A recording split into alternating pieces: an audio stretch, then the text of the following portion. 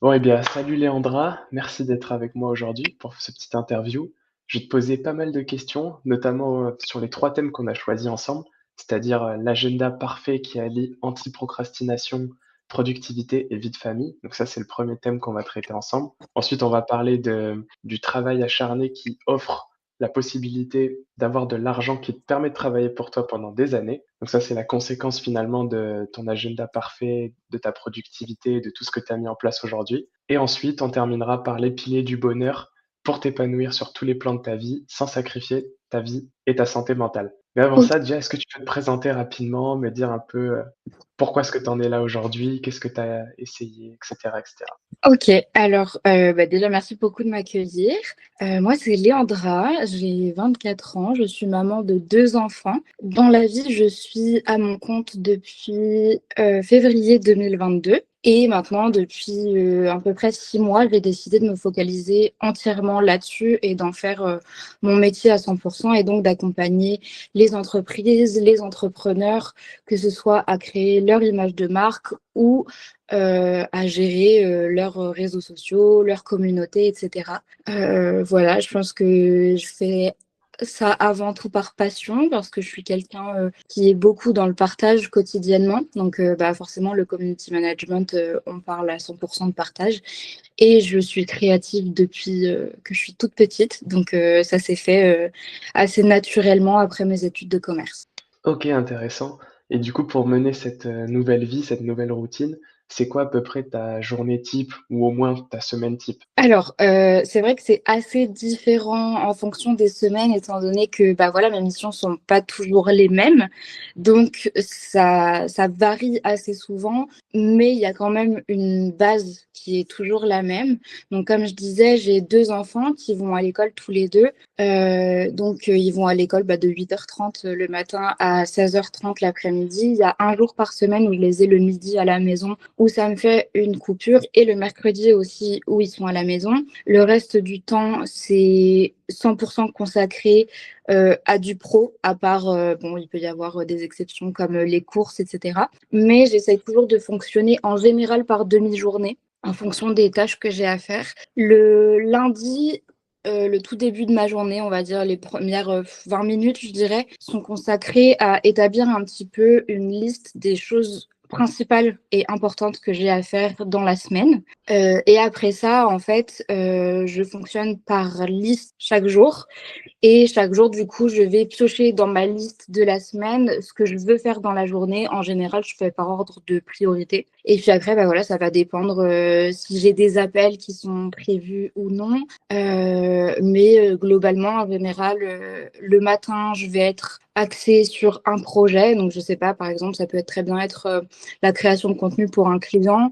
Puis l'après-midi, si j'ai par exemple une identité visuelle en cours, je vais me pencher là-dessus ou alors me pencher sur un autre client pour la création de contenu, etc.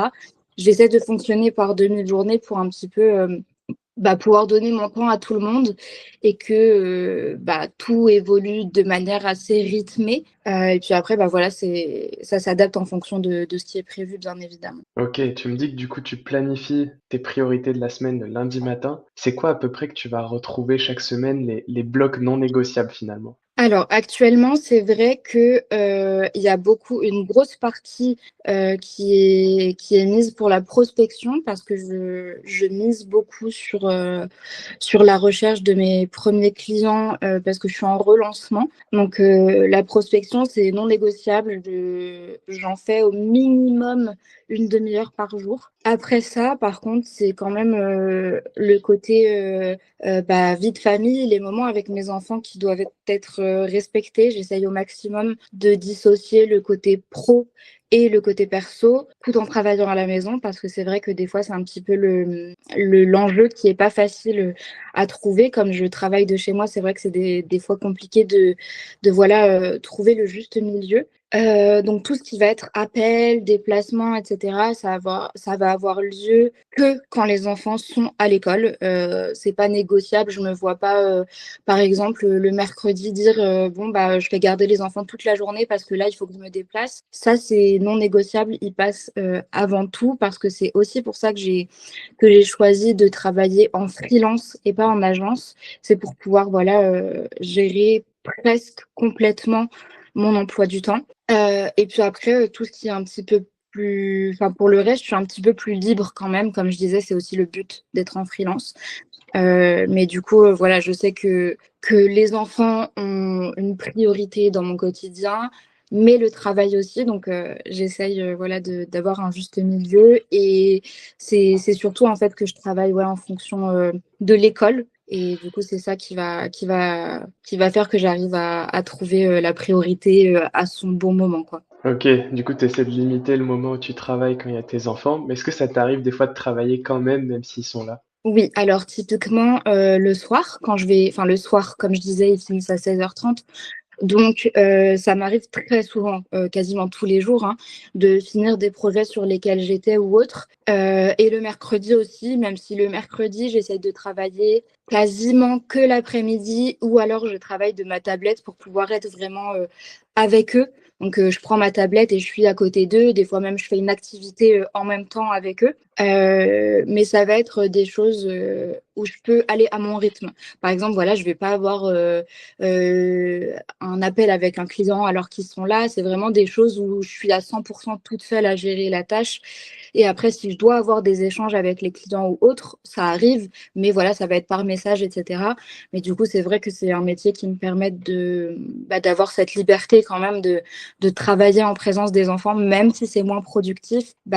C'est pas comme, je sais pas moi, un maçon qui doit aller sur le chantier. Il peut pas en fait, avec ses enfants, les ramener sur le chantier, quoi. Donc voilà par rapport à ça.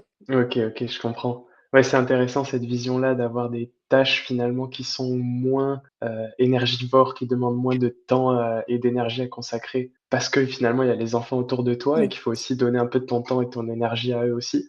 Du c'est coup, ça. j'imagine tu as peut-être, une liste de tâches spécifiques pour ça, des tâches à faible enjeu ou pas du Oui, tout? oui, très souvent, ça va être, ce qui est création de contenu parce que, voilà, c'est quelque chose, en général, j'ai toujours préparé en amont, quand ils sont pas là, l'idée de ce que je dois faire et cetera. Peut-être même des fois le script pour éviter, c'est tout bête, mais de faire des fautes ou autre. Et après, ça va être surtout, on va dire la mise en page qui va être faite, pendant qu'ils sont là. Et après, c'est vrai que ça m'est arrivé très souvent aussi de faire tout ce qui est identité visuelle en leur présence, parce que c'est quelque chose que je peux facilement mettre en pause, en fait, s'ils m'appellent ou s'il y a quelque chose et qu'ils ont besoin de moi. Je peux, quitter mon ordinateur et aller très vite les rejoindre, parce que, voilà, il va pas y avoir d'enjeu sur le travail si j'arrête. Donc c'est ouais, ça va être plus la partie création, finalement. OK, et donc finalement, tu as, si je comprends bien, 2 types de tâches dans ta journée, plutôt les tâches qui demandent beaucoup d'énergie, d'attention et cetera, comme les appels, comme les déplacements, tout ce genre de tâches que tu fais pendant que les enfants sont à l'école, et de notre côté, les tâches qui nécessitent beaucoup moins d'énergie, d'attention, qui peuvent être même coupées à n'importe quel moment pour être reprises plus tard, comme les tâches plutôt créatives. Mais par contre, comment est-ce que tu fais s'il y a un imprévu? Comment ça se fait, enfin, comment tu fais pour gérer une journée qui ne se passe pas comme prévu? Par exemple, un enfant qui est malade, quelque chose comme ça, alors que tu avais prévu des tâches, importantes finalement, où tu avais besoin d'être là, besoin de donner ton temps. Oui. Alors, pour ça, déjà, je sais que, même s'ils sont malades ou autre, c'est arrivé il y a peu que mon fils, soit malade, donc je lui explique, je suis beaucoup dans l'échange, la communication, que ce soit quotidiennement avec une personne adulte ou avec les enfants. J'estime que c'est pas parce que des enfants qu'il faut pas leur expliquer les choses, ils comprennent très, très bien. Il faut juste adapter forcément, le discours. Mais c'est arrivé que je me retrouve avec mon fils à la maison alors que je dois travailler et il a la capacité de comprendre que voilà, là, maman, elle a besoin de ses instants pour travailler et que, il doit, voilà, un petit peu plus rester dans son coin et cetera. Et puis après, si jamais vraiment, il devait y avoir un moment où je suis sûre qu'il vienne pas m'interrompre, par exemple dans le cas d'un appel, je vais faire en sorte de le faire garder. J'ai une voisine qui peut les garder assez facilement parce que, voilà, c'est une voisine, elle habite juste à côté. Mais j'essaye de faire en sorte que ça arrive le plus rarement possible. En général, j'essaye de, comment dire? De pas les faire «garder» entre guillemets à cause du travail. Je préfère concilier les 2 plutôt que voilà les mettre de côté alors qu'ils ont besoin de moi en fait à cet instant-là. Et puis après, je garde en tête quand même que voilà, chaque journée va être différente. Effectivement, j'ai des objectifs et des choses à accomplir dans un certain laps de temps, mais je reste humaine, je suis pas infaillible. Il faut aussi accepter des fois, quand on n'a pas d'autre choix, de remettre les choses à demain. Euh, je sais que j'évite au maximum la procrastination, mais quand c'est une question de voilà, t'as pas le choix, je sais pas, je dois emmener mon enfant à l'hôpital, et bah c'est tant pis, ça passera demain.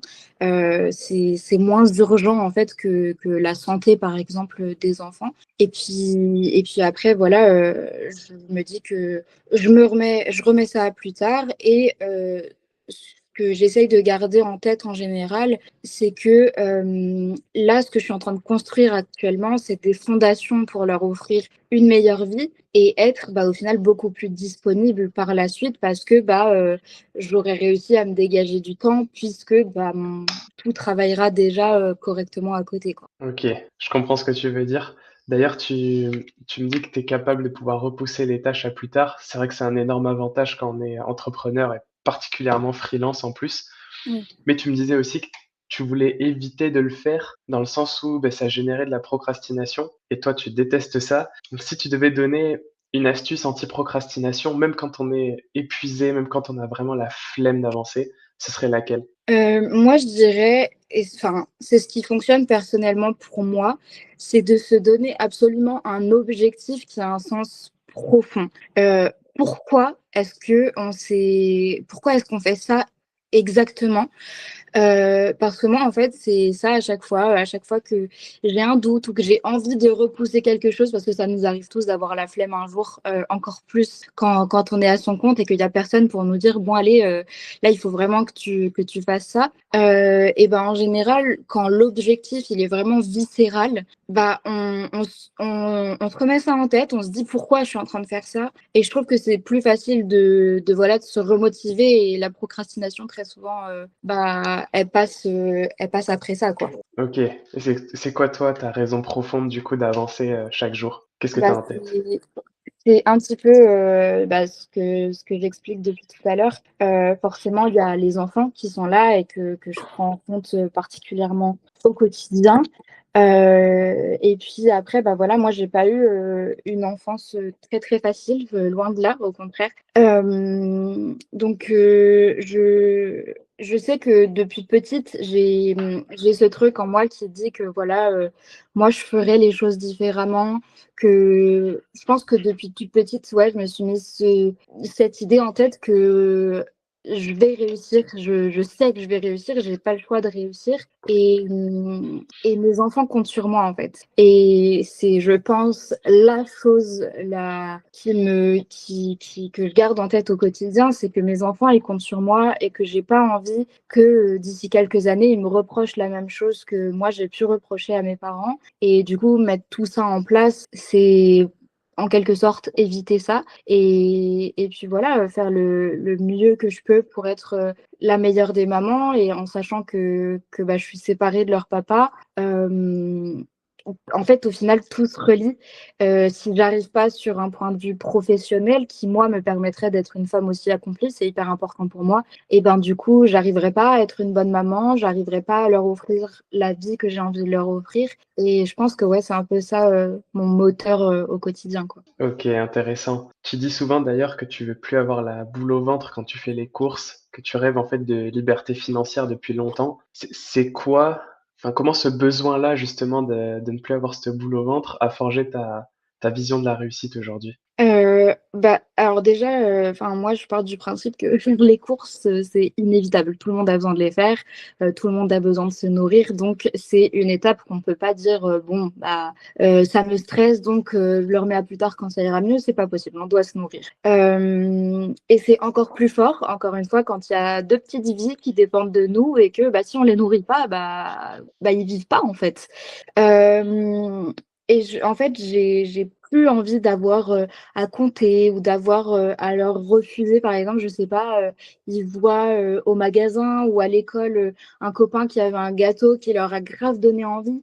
J'ai pas envie d'avoir à leur dire non sous prétexte que je peux pas financièrement. Et du coup, je veux offrir à mes enfants et à moi-même. Ça, c'est vrai que c'est quelque chose que j'avais du mal à garder en tête pendant longtemps. Mon moteur, c'était eux et rien d'autre. Et avec le temps, maintenant, j'essaye aussi de comprendre que mon moteur, ça doit aussi de faire les choses pour moi, parce que si je le fais pas pour moi, je pourrais pas le faire pour eux.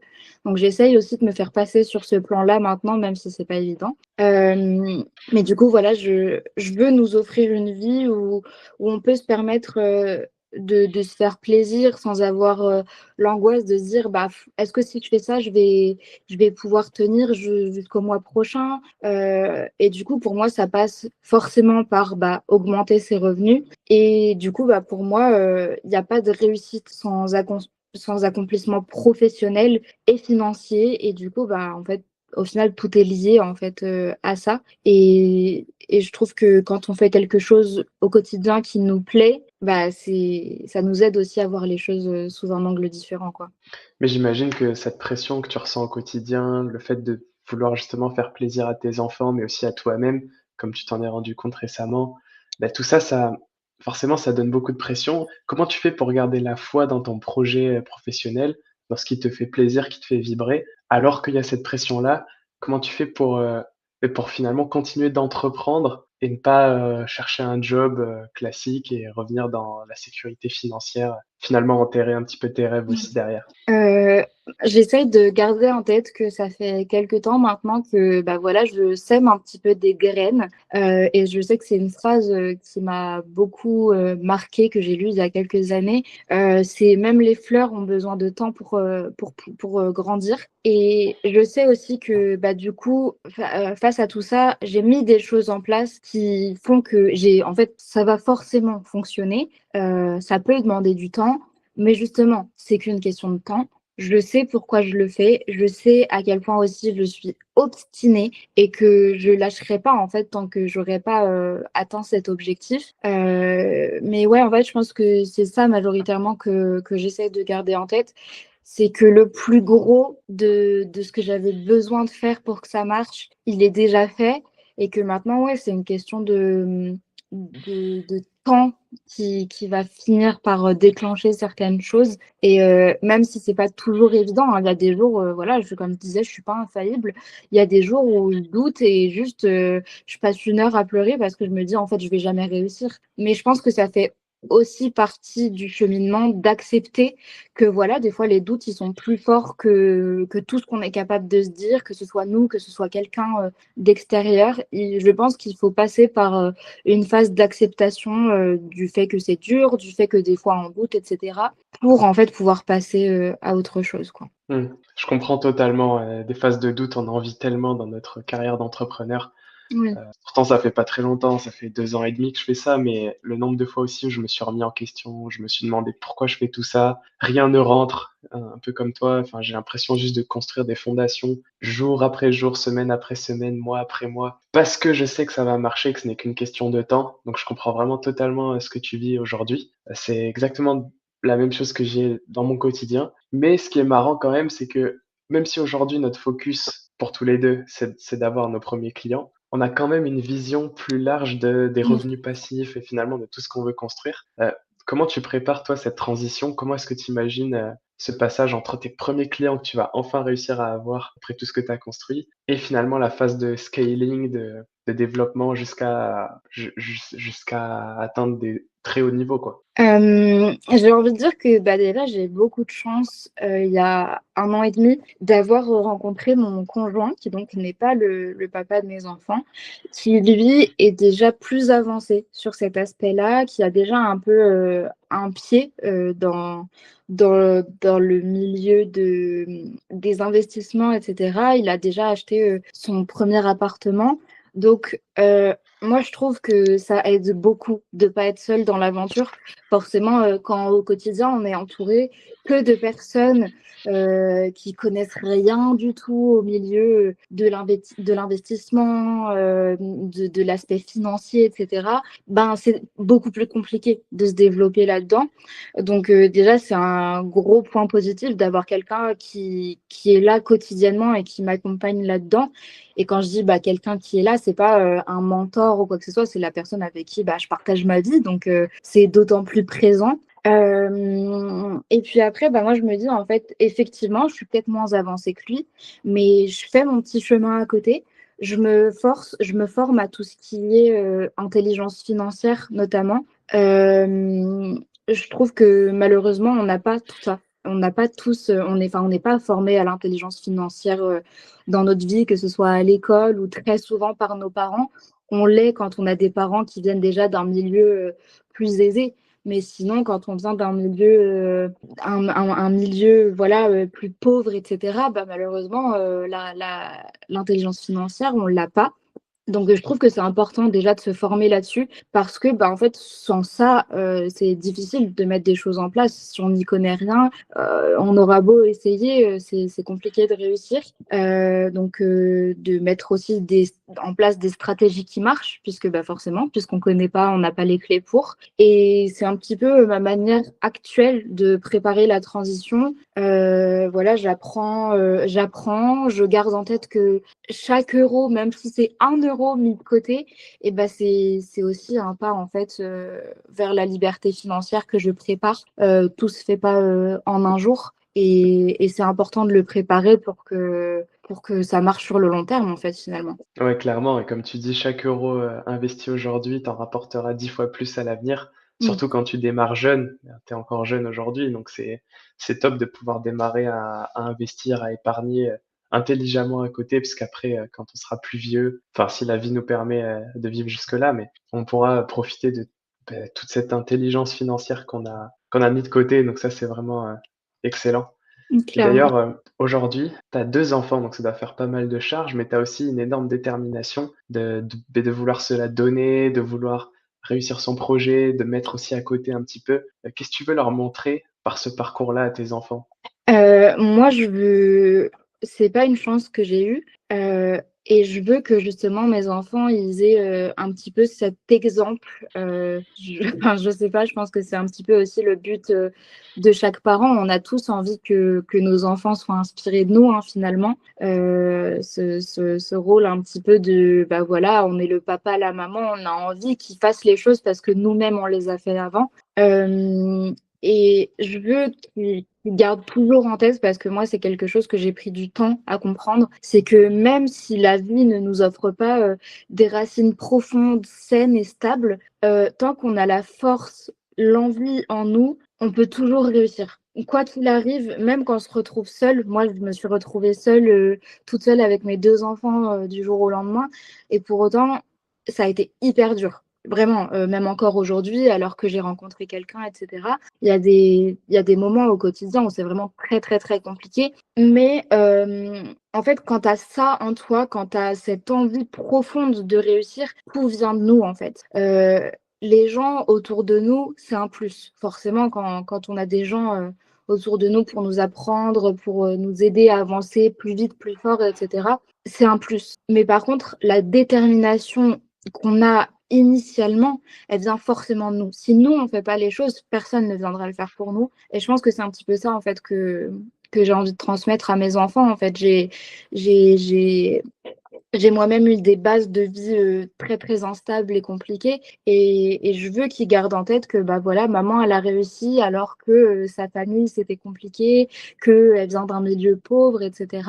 Euh, donc, si une personne comme ça réussit, eux qui auront des meilleures bases dans la vie, il n'y a pas de raison, en fait, qu'ils n'y arrivent pas. C'est clair, c'est clair. J'ai un peu la même vision aussi, bon, à mon échelle, Oui, entre guillemets, puisque je suis beaucoup plus jeune et que j'ai pas encore d'enfants, mais je me projette et je me dis que c'est un peu la même chose aussi. Ce qui me motive aussi au quotidien, bon, il y a un peu une part d'égoïsme parce qu'on a envie d'être meilleur et de réussir son projet, mais il y a aussi une part de j'ai envie d'inspirer oui. mes enfants, ma future génération. J'ai envie d'être un bon parent aussi, et même pour ma copine aujourd'hui, j'ai envie de lui offrir la vie qu'elle rêve aussi. Enfin, Tout ça, forcément, ça rentre en ligne de compte et ça motive pour travailler, toujours plus dur. Mais Oui. par contre, la difficulté, c'est quand même de réussir à garder sa santé mentale. Toi, tu penses que c'est possible aujourd'hui de construire une sécurité financière sans des fois faire des petits sacrifices, sur sa santé mentale? Hem, je pense que oui, mais c'est quelque chose qui se met en place, à l'aide de connaissances,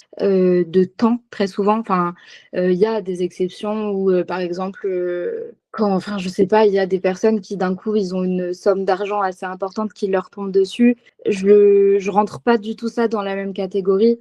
Moi, je veux vraiment parler des personnes qui s'acharnent pour réussir, qui ont aucune base, pour démarrer. Donc ça demande beaucoup de temps. Et je pense que pour pas, un peu, mettre en péril sa santé mentale, il faut surtout pas se précipiter et tout vouloir, tu sais, tout de suite. Parce qu'en fait, c'est la meilleure manière d'échouer et de se ruiner la santé mentale, en fait. Parce que forcément, comme je disais, c'est quelque chose qui demande du temps, qui demande, voilà, de mettre des choses en place pour que ça fonctionne. Donc le fait de se dire, bah, là, d'ici 2 mois, il faut que ça ait fonctionné, parce que sinon, je suis vraiment, la plus nulle des personnes qui existent, ça sert à rien. C'est oui, peut-être que des fois, on a besoin un petit peu d'un moteur, de se mettre, un petit peu un coup de pied aux fesses pour réussir, mais de là à se mettre une pression aussi importante, ça nous fait juste échouer, en fait, les choses qu'on veut mettre en place alors qu'on n'a même pas commencé, quoi. Je suis tout à fait d'accord par rapport à ce que tu viens de dire. C'est vrai que vouloir des résultats rapides, c'est toujours ça qui fait abandonner en premier. On a l'exemple de la salle de sport aussi. Le Oui, 1er janvier, elle est blindée.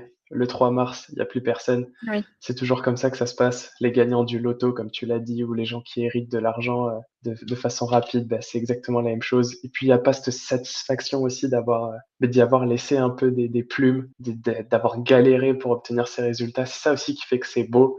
Je oui, trouve que ça n'a enfin moi en tout cas, je vois pas l'intérêt là tout de suite qu'on me donne, sur un plateau d'argent 1 million parce oui, qu'en fait, il aura aucune saveur. Je Tout ce que je vais pouvoir acheter avec, ben, ça aura pas de goût. Ça aura pas été, mérité, quoi. oui, Et là, ce qu'on est en train de construire, bah, surtout toi, en plus de ton côté, vu que tu as beaucoup plus de charges que moi ça va encore de mon côté, je suis plutôt tranquille, mais toi de ton côté, beh, ça aura encore plus de goût, j'imagine que moi, lorsque les résultats arriveront et oui, ça arrivera forcément si tu persévères, mais pour le coup, j'en doute pas une seconde, vu ta motivation et ta vision qui te dirige au quotidien.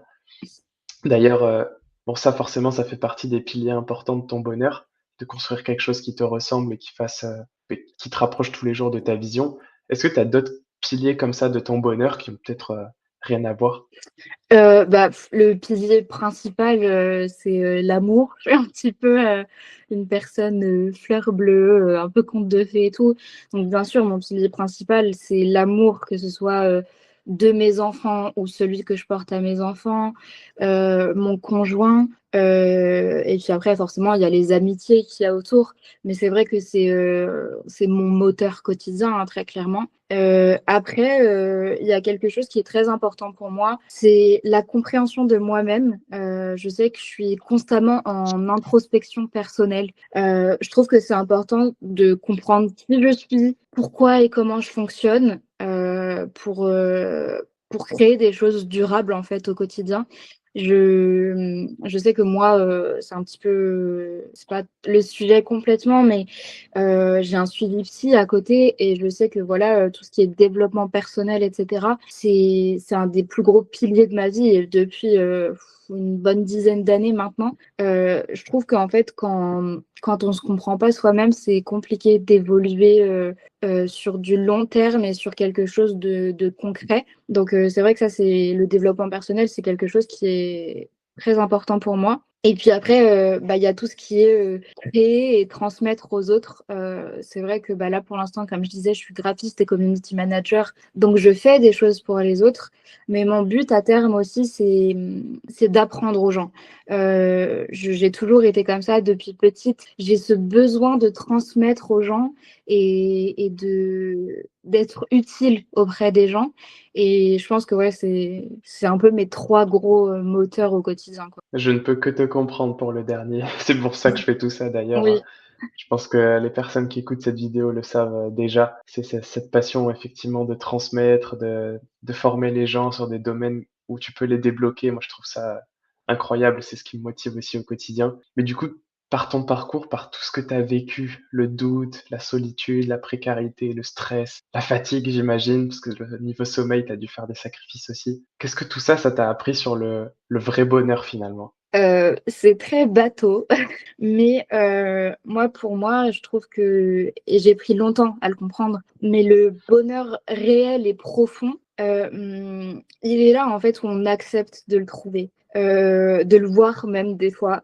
Même quand on passe par des phases qui sont vraiment très difficiles, il y a toujours forcément une source de positif. Ça peut très bien, être une balade, une discussion avec quelqu'un, un paysage, une activité même qu'on a fait dans une journée. Le bonheur, c'est hyper abstrait et propre à chacun. On n'a pas tous la même définition du bonheur, les mêmes objectifs qui nous amènent du bonheur. Mais je pense qu'il faut apprendre à dissocier la vie idéale qu'on a, vraiment la vie de rêve qu'on veut atteindre. Si à la fin de notre vie, on ne l'a pas atteint, on n'est pas heureux, voilà. Du bonheur un petit peu quotidien, parce que, bah, en fait, c'est pas parce qu'on n'a pas atteint tous ces objectifs qu'on peut pas être heureux, en fait. C'est pas parce qu'on n'a pas réussi à 100% de ce qu'on voulait qu'on peut pas ressentir du bonheur dans notre vie. Et je pense que j'avais un petit peu cette perception avant de me dire, tant que je serai pas riche, que j'aurai pas une famille comme je la vois dans ma tête, que j'aurai pas une belle maison, une belle voiture, je serai pas heureuse. Mais en fait, c'est faux. Enfin, on ressent toujours du bonheur au quotidien. Après, ça va être des échelles différentes de bonheur, bien évidemment. Mais moi, je trouve qu'il faut juste accepter que justement, voilà, il y a différents niveaux de joie, de bonheur, etc. Et que c'est ça, en fait, qui nous mènera vers le succès. Il faut, voilà, accepter un petit peu de se dire, il y a des jours où on ressent 10% de bonheur, et puis il y a des jours où c'est 60, et puis il y a des jours où c'est 30. Il y a des jours où c'est 100%. C'est pas linéaire. Et je pense que c'est là la différence, c'est que avant, moi, pour moi, en fait, je pensais que quand on ressentait du bonheur, quand on était vraiment heureux, c'était 100% tout le temps. Alors qu'en vrai, bah, c'est pas ça, quoi. C'est intéressant cette échelle un peu que tu as mise en place de pourcentage de bonheur quotidien. C'est quelque chose que j'avais jamais envisagé, en tout cas aujourd'hui. Mais au moins, ça permet, comme tu le dis, de voir le verre à moitié plein et pas à moitié vide. D'essayer de Ouais. trouver toujours une part de beauté, de gratitude dans son quotidien. Est-ce que toi, tu as vraiment codifié, entre guillemets, ton bilan de bonheur quotidien ou pas? Est-ce que tu as une façon, je sais pas, de faire le bilan de ta journée, de dire aujourd'hui 10% de bonheur? Il y avait une phase où je le faisais, j'avais un journal en fait où je faisais, je sais plus comment ça s'appelle, mais en fait c'est un truc un peu avec le mood de la journée, tu vois, et je fonctionnais par couleur, où j'avais donc, tu sais, les feuilles à carreaux là qu'on utilise pour les maths à l'école. Et ben en fait, je faisais du coup un visuel sur l'année, donc il y avait chaque ligne de carreaux représentait le mois de janvier, février, mars, avril, etc. Et puis, il y avait du coup 30, 31 carreaux, etc. Et en fait, chaque jour, je coloriais ma petite case avec un code couleur. Et puis, effectivement, il y avait genre les journées où j'étais majoritairement, j'avais ressenti que des émotions positives, la joie, le bonheur, la gratitude, etc. Ça correspondait à une certaine couleur. Si c'était une journée ce que moi je peux représenter comme une journée très difficile, c'est où j'ai été très anxieuse, où j'ai voilà pas trop réussi à accomplir mes objectifs, etc. C'était une autre couleur et tout. Et je sais que ça m'a aidé un petit peu parce que c'était une phase de ma vie où j'avais beaucoup de mal justement à voir les petites périodes de bonheur justement où j'avais l'impression que tout était tout le temps noir, etc.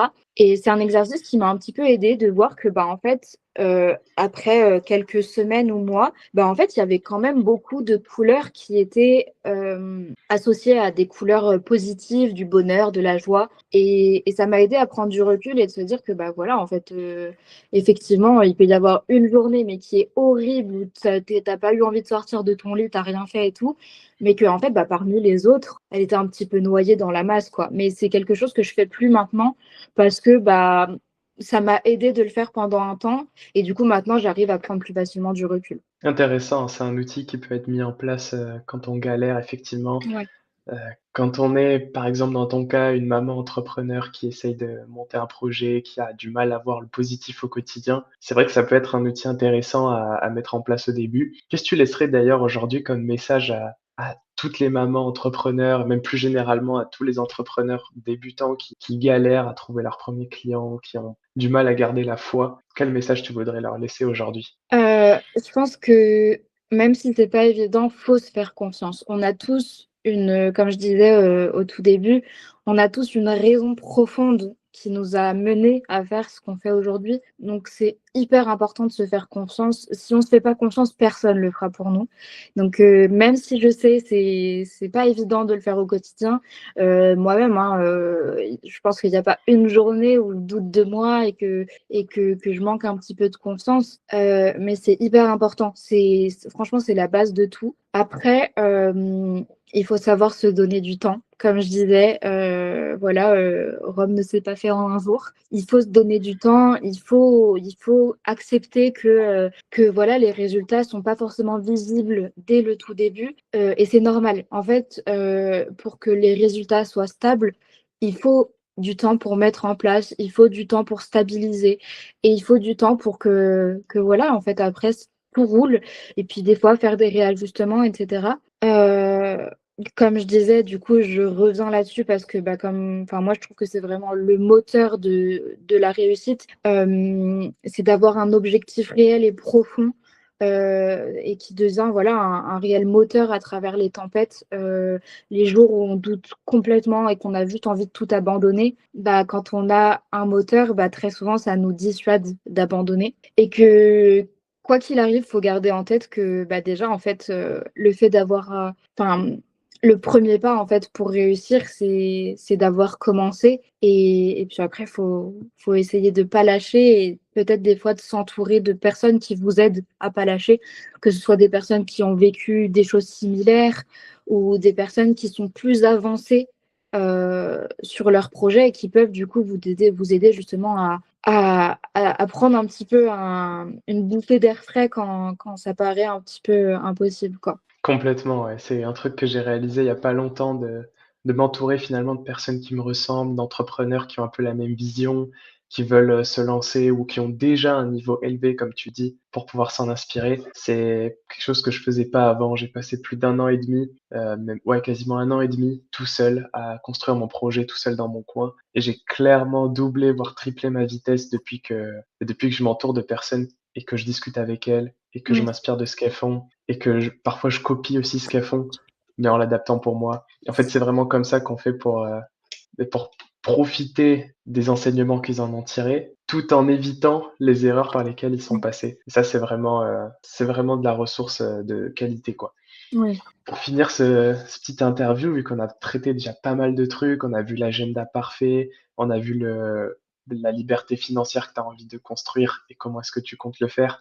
On a vu aussi les piliers du bonheur pour ne pas sacrifier ta santé mentale. Pour finir, j'aimerais te poser 3 petites questions. Déjà, quel est ton top 3 des meilleures astuces de productivité aujourd'hui? Alors, comme je le disais, au tout début, déjà moi, pour moi, c'est inévitable. Je trouve qu'il faut lister au tout début de la semaine les tâches vraiment importantes, qu'on se met pour objectif.